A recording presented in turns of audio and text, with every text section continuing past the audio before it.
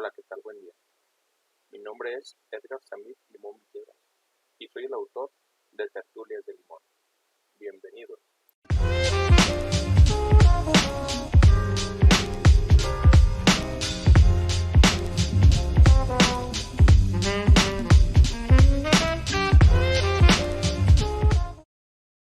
Como te lo he comentado a lo largo de todo el semestre, hemos llegado al tema de regresiones lineales. Recordar que las regresiones lineales me van a funcionar para hacer una ecuación que describa el comportamiento de los datos.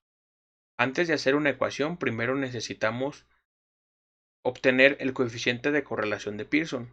Este coeficiente de correlación de Pearson está denotado por la letra R y la fórmula es la que estoy marcando en este momento, que dice que la R de Pearson va a ser igual a la sumatoria del dato de la variable independiente menos su media multiplicado por la variable dependiente menos su media, y esto va a estar dividido entre el número total de datos, recordar que en estadística n es el número total de datos, menos 1 por la desviación estándar de la variable independiente por la desviación estándar de la variable dependiente, o S de X y S de Y.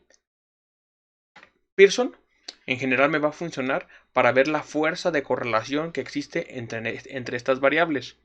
Es por ello que antes que nada necesitamos hacer su gráfico de dispersión. Recuerda que el gráfico de dispersión ya lo hiciste cuando estuviste en Estadística 1. En el curso de Estadística 1 se enseña a hacer al estudiante diferentes tipos de gráficos. Bueno, y es el de dispersión el que necesitamos en este momento. El gráfico de dispersión me va a dejar darme una idea de lo que es Pearson. De tal manera que recordar, tal y como vimos en geometría analítica, el valor de m, recuerda que si m es positiva, bueno, la pendiente va de esta forma. Ahora si r es positiva, su pendiente va a llevar esta forma, va a llevar esta inclinación. Si r es negativa, la inclinación va a ser esta. En tal medida que en el gráfico número 1 yo te muestro los puntos con esta pendiente, y esta pendiente va a ser positiva, como te lo acabo de mencionar. En el gráfico 2 va a ser negativa, y en el gráfico 3 no existe una pendiente, por lo tanto aquí le llamo que es neutra. Además existe otra clasificación. R va a ser positiva o negativa, va a ser débil o fuerte, o que no hay o perfecta. Si en términos generales yo alcanzo a darme cuenta cómo va a ser la pendiente, que en este caso yo me doy cuenta a simple vista que existe una línea, como aquí, que más o menos hay una línea aquí, entonces seguramente va a ser una correlación fuerte. Si yo me doy cuenta, tanto en el gráfico 1 como en el gráfico 2, yo puedo trazar una línea. Entonces esta línea imaginaria que yo puedo trazar, yo lo llamo a ojo de buen cubero. Bueno, entonces esto me da un indicio de que mi R de Pearson va a ser fuerte. En cambio, si yo tengo los puntos de esta manera, me va a dar un indicio que R va a ser débil, o inclusive que va a ser prácticamente cero. Para ello, necesitamos primero determinar bien el valor de R. R, una de sus características es que va desde menos 1 hasta 1, ni más ni menos. Si R fuese 1 o menos 1, vamos a decir que es una correlación perfecta, y su gráfico de dispersión va a ser una línea. Si R fuese desde 0.5 hasta 1, vamos a decir que es una correlación fuerte, como en el ejemplo de la gráfica 1 y 2 seguramente es fuerte. Si R va de 0 a 0.5, va a ser una correlación débil, tanto positivo como negativo, o si R fuese 0, pues entonces vamos a decir que no hay correlación. Recordar que cuando nosotros terminemos el problema, vamos a marcar a R como R correlación positiva o negativa, débil o fuerte. Entonces, para ello vamos a presentar el siguiente problema. Dice así: la empresa Limón se dedica a comercializar libros. El gerente desea saber si existe relación entre el número de llamadas que realiza cada uno de sus colaboradores con la cantidad de libros que vende cada uno de ellos. El gerente selecciona una muestra de 7 colaboradores y determina el número de llamadas que hizo cada uno de ellos el mes pasado y el número de libros que vendió. La información se muestra en la siguiente tabla. Aquí tenemos el valor de n, que es los 7 colaboradores. Tenemos el nombre de Diego, José, César, Eloel, Saúl, Luis y Samit. Y aquí está el número de llamadas que hizo cada uno de ellos y el número de libros que vendió. De tal forma que Diego, con 4 llamadas, vendió 7 libros. César, con 5 llamadas, vendió 6 libros. Luis, con 3 llamadas, vendió 5 libros. Entonces el gerente desea saber si existe relación entre el número de llamadas que realizó con el número de libros que vendió, es decir, el eje X y el eje Y. Recordar que n va a ser igual a 7. Entonces lo primero que tenemos que hacer es trazar el gráfico de dispersión, tal y como lo mencioné. Entonces este gráfico de dispersión, recordar que el gráfico de dispersión es el gráfico de puntos, de tal suerte que hubo una persona que con 2 llamadas vendió 4 libros y otra persona que con estas mismas 2 llamadas vendió 5 libros. Hubo una persona que con 3 llamadas, perdón, hubo 2 personas que con 3 llamadas, uno vendió 5 libros y el otro vendió 6 libros y así sucesivamente. De tal manera que, como lo mencionamos hace un momento, aquí yo puedo intuir que va a haber una correlación positiva por la inclinación de la pendiente y va a ser fuerte porque yo la alcanzo a visualizar. Ahora lo que toca hacer es corroborarlo con un tanto de estadística para que efectivamente sea congruente lo que yo veo con lo que estamos diciendo. Entonces ya tengo mi gráfico de dispersión trazado. Ahora viene la definición de la fórmula, que va a ser R, que el coeficiente de correlación de Pearson va a ser igual, ya lo mencioné, a la sumatoria de los datos en cuestión menos su media, dividido entre el número total de datos. Recordar que esta formulita también abarca los grados de libertad por la multiplicación de las desviaciones estándar de ambas medias.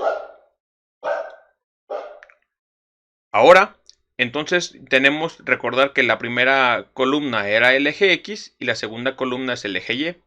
Entonces lo primero que voy a hacer es obtener la media del número de llamadas de ventas. Y para obtener la media es por la fórmula de la media, que ya conocemos. Entonces ahora es por esta fórmula la media de la primera columna va a ser igual a 3.42. Enseguida hacemos lo mismo con la segunda columna. Es decir, sumamos todos los datos, los dividimos entre el número total de datos por la fórmula que ya conocemos y la media de la segunda columna va a ser igual a 5.71. Ahora lo que toca hacer, vamos a desarrollarla exactamente igual que las desviaciones estándar. Entonces, por el método de tablas, vamos a restar la primera columna, que va a ser 4, de la media, que en este caso es 3.42. Y el resultado es 0.58, como está aquí. Y así sucesivamente con toda la columna. De tal manera que al finalizar, el último dato va a ser 3 menos 3.42, efectivamente va a ser menos 0.42. Se hace exactamente lo mismo con la columna Y. Es decir, 7 menos 5.71, que 5.71 era la media, va a ser igual a 1.29. 7 menos 5.71 igual a 1.29. 6 menos 5.71 igual a 0.29. Y así sucesivamente. Ya que tenemos estas dos columnas, que es la columna 3 y la columna 4, decía la formulita que la íbamos a multiplicar. Entonces vamos a multiplicar el 0.58 por el 1.29 y tengo el siguiente resultado. Lo mismo voy a hacer con el resto de la columna. Ya que tengo la multiplicación de las dos columnas anteriores, lo que voy a hacer es sumarlos. Es importante mencionar que el signo juega un papel importante porque el signo lo voy a respetar. Entonces voy a sumar toda esta columna tal y como está ahí y el resultado de esto va a ser igual a 6.8574. Hay que recalcar aquí que si utilizamos 2 decimales, 3 decimales o 4 decimales, el resultado va a variar. Para estadística generalmente se utilizan de 3 a 4 decimales. Nada más es una aclaración, sin importar el número de decimales que utilices, yo te recomiendo de 2 para adelante, 2, 3 o 4. Entonces, también la fórmula me pedía las desviaciones estándar. Entonces, por la fórmula de la desviación estándar muestral, hay que llamarla como tal, muestral, por eso es la S y no sigma. Y aquí está el n-1 que lo hace la diferencia entre la población y muestra. Entonces, por esta fórmula que tú ya sabes sacar los datos, o determinar los datos, perdón. Entonces, ahora los datos de la primera columna, la desviación estándar es 1.27 y de la segunda columna es 1.11. Entonces ya tengo las medias, ya tengo las desviaciones estándar y ya tengo la sumatoria de la parte de arriba de la fórmula. De tal suerte que aquí tengo la fórmula, entonces toda la parte de arriba de la fórmula fue igual a 6.8574. Recordar que el número total de datos eran 7, entonces 7 menos 1 es 6.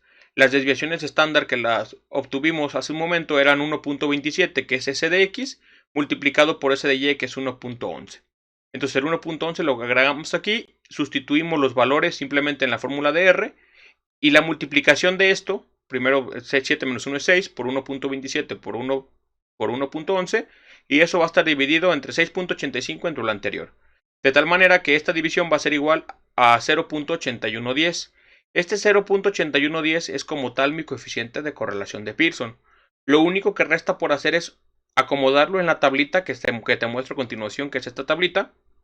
¿Y en dónde lo voy a acomodar el punto 8110? El punto 8110 entonces va a caer en esta parte. Y al caer en esta parte me va a decir que va a ser mi correlación de Pearson, va a ser una correlación positiva fuerte, que tal y como yo lo había visto hace un momento, cuando yo hice mi gráfica de dispersión, yo ya tenía idea que tenía que darme este valor. Ahora lo que toca hacer es obtener la ecuación de regresión. Para ver la ecuación de regresión te invito a ver el siguiente video. Hasta aquí te concluye el coeficiente de correlación de Pearson. Espero que este video te haya sido de utilidad. Hasta luego. No olvides suscribirte al canal y darle like si te gustó el video. Recuerda también que puedes encontrarnos en redes sociales. Saludos.